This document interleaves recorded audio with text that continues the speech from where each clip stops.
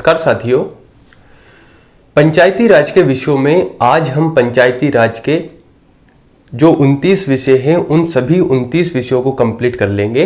पिछले वीडियो में हमने 20 विषयों तक देख चुके हैं। आज हम 9 विषय और देखेंगे जो पंचायत से संबंधित है। तो प्यारे साथियों, हमने क्या देखा था कि 11वीं अनुसूची में 29 विषय दिए गए हैं जो पंचायतों से संबंधित है, जिस पर पंचायत कार्य कर सकती है। तो 20 विषय हम देख चुके हैं। अगला है पंचायत विषय में 21वां विषय है सांस्कृतिक क्रियाकलाप। सांस्कृतिक क्रियाकलाप का मतलब यह है कि अगर पंचायत चाहे तो पंचायत गांवों में सांस्कृतिक क्रियाकलाप का आयोजन कर सकती है। उसे लगता है कि हमें हमारी संस्कृति को बचाना है, हमारी सभ्यता को बचाना है, लोगों तक हमारी संस्कृति को पहुंचाना है, हर व्यक्ति को पता लगे कि हमारी संस्कृति कैसी है, तो सांस्कृतिक क्रियाकलापों का आयोजन कर सकती है। इसका सबसे अच्छा उदाहरण यह है कि जैसे अगर कोई किसी क्षेत्र में, किसी गांव में स्पेशल अगर हम बात करें, कोई ऐसा लोक नृत्य है तो उस लोक नृत्य का आयोजन कर सकती है ना। लोक नृत्य के साथ ही अगर हम बात करें तो आपने देखा होगा गांवों में रामलीला का आयोजन किया जाता है।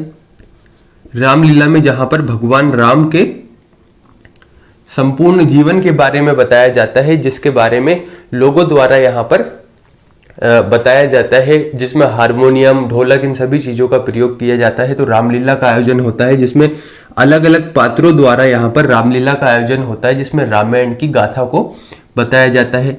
कृष्ण लीला में भगवान कृष्ण से संबंधित चीजों को बताया जाता है, जो कहीं ना कहीं हमें पता लगती है। तो यहाँ पर रामलीला और इसके साथ ही कृष्ण लीला यहाँ पर सांस्कृतिक क्रियाकलापों के अंतर्गत है, जिसमें हम हमारी संस्कृति के बारे में, हमारी जो पीढ़ी है इसको बता रहे हैं, जो आगामी पीढ़ी है इसको बता रहे हैं। तो इन सांस्कृतिक क्रियाकलापों का पंचायत में सरपंच द्वारा आयोजन करवाया जा सकता है। ये भी पंचायत का एक विषय है। अगला है बाजार एवं मेले। बाजार से मतलब ये नहीं है कि बहुत बड़े बाजार लगाना, मंडी लगाना, नहीं। बाजार का छोटा सा मतलब यह है कि कुछ लोगों को मिलाकर यहाँ पर बाजार लगवाया जाए। जो छोटी छोटी चीजें हैं गांवों की आवश्यकता अनुरूप, उनसे संबंधित बाजार लगवाया जाए, जिस पर पंचायत कर भी लगा सकती है। साथ ही मेलों का आयोजन किया जाए। यहाँ पर आपने देखा होगा कई पंचायत मेलों का आयोजन समय समय पर करवाती रहती है। वर्ष में कभी ना कभी मेलों का आयोजन होता है। तो ध्यान रखना, बाजार एवं मेले भी पंचायत का ही एक विषय है। अगला है साथियों स्वास्थ्य एवं स्वच्छता, जिसमें अगर आप बात करेंगे तो गांवों में छोटी अस्पतालों का निर्माण होना, औषधालय का निर्माण होना। तो देखिए, दोनों चीजें बड़ी ही महत्वपूर्ण हैं। स्वास्थ्य के बारे में तो हम पहले भी बात कर चुके हैं कि स्वास्थ्य बड़ा ही जरूरी है। स्वास्थ्य के लिए तो काम करना ही होगा, और स्वास्थ्य और स्वच्छता दोनों में बहुत ही ज्यादा यहाँ पर समानता है।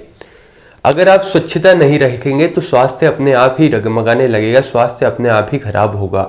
तो ये दोनों चीजें भी पंचायत के अधीन ही होती है। यहाँ पर औषधालयों का निर्माण किया जाए, छोटी छोटी औषधियों को एकत्रित कर लोगों का उपचार किया जाए, स्वास्थ्य की रक्षा की जाए, यहाँ पर स्वच्छता बरती जाए, गांवों में नालियों को साफ रखा जाए, साथ ही सड़कों पर जो कचरा है उसको साफ रखा जाए, ताकि लोगों का स्वास्थ्य इससे ठीक हो, जो कि पंचायत का ही एक विषय है। अगला है परिवार कल्याण।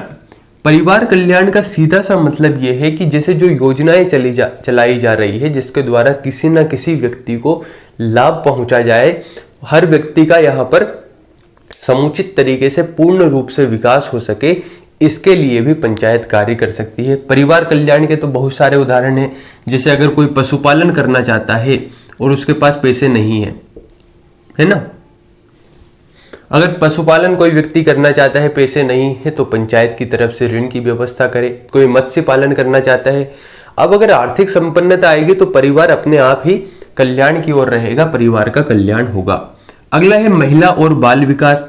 ये भी परिवार कल्याण के तरीके से देख सकते हैं। महिलाओं के लिए कुछ ऐसी योजनाएं चलाई जाए जिसके द्वारा उनका विकास हो सके, महिला सशक्तिकरण की को यहाँ पर बढ़ावा मिल सके। जैसे कि अगर आप जानते हैं सिलाई सेंटर का यहाँ पर को शुरू किया जा सकता है महिलाओं के लिए। इसके साथ ही बाल विकास के क्षेत्र में भी कार्य किया जा सकता है, जो कि पंचायत का ही एक विषय है। तो प्यारे साथियों, ये हुए 25 विषय पंचायतों के। अगला है समाज कल्याण।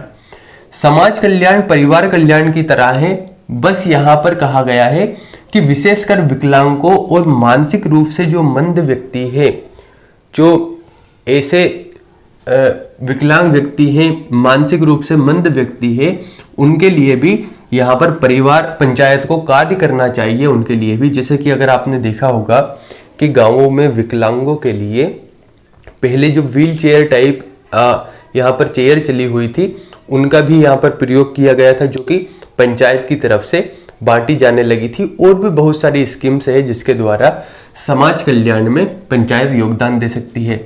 फिर दुर्बल वर्गों, विशेषकर यहाँ पर अनुसूचित जाति और अनुसूचित जनजाति यानी एससी और एसटी के जो वर्ग हैं, इनके लिए विशेष रूप से कार्य किया जाए, इनके लिए कल्याण का कार्य किया जाए। अगला है सार्वजनिक वितरण प्रणाली। सार्वजनिक वितरण प्रणाली का मतलब यह है कि कुछ चीजें जैसे कि धन हो गया, यहाँ पर धन से मतलब है मेरा धान, सॉरी, यहाँ पर जैसे कि गेहूं है, चावल है, शक्कर है, इनको गरीब लोगों में बांटना सार्वजनिक वितरण प्रणाली के अंतर्गत आता है, जो कि पंचायत का एक विषय है। और अगला है सामुदायिक आस्तियों का अनुरक्षण। सामुदायिक आस्तियों के अनुरक्षण से तात्पर्य यह है कि जो सार्वजनिक स्थल है, चाहे वह पंचायत भवन हो, चाहे स्कूल हो, या सार्वजनिक कोई भी चीज हो, उसका संरक्षण करना, अनुरक्षण करना पंचायत का एक विषय है। पंचायत उस पर कार्य करे, उसकी रक्षा करे, ये सभी पंचायत का एक विषय है। तो प्यारे साथियों, आज ये हमारा कंप्लीट होता है पंचायती राज विषयों के बारे में। हमने देखा कि पंचायत को जो 29 विषय दिए गए हैं, इन्हें आपको क्रमबद्ध तरीके से याद रखना है, इनको डिटेल में समझना है, तभी आप इनके जो आंसर है उन्हें सही कर पाएंगे। आपको करना क्या है, आपको अभी तक जो भी क्लासेस हो चुकी है उनके नोट्स बनाना है, चाहे तो आप शॉर्ट नोट्स बना सकते हैं। उसके बाद आप उसे बार बार रिवाइज करें, और रिवाइज करने के साथ ही जो मेन फैक्ट आपको लगते हैं कि जो हम बार बार भूलते हैं, उन्हें आप चाहे तो लिखकर दीवारों पर चिपका सकते हैं, ताकि बार बार अगर वो हमारे सामने रहेंगे तो हम उन्हें याद कर सकते हैं। कोई भी डाउट हो तो चैनल पर कमेंट जरूर करें। बहुत बहुत धन्यवाद।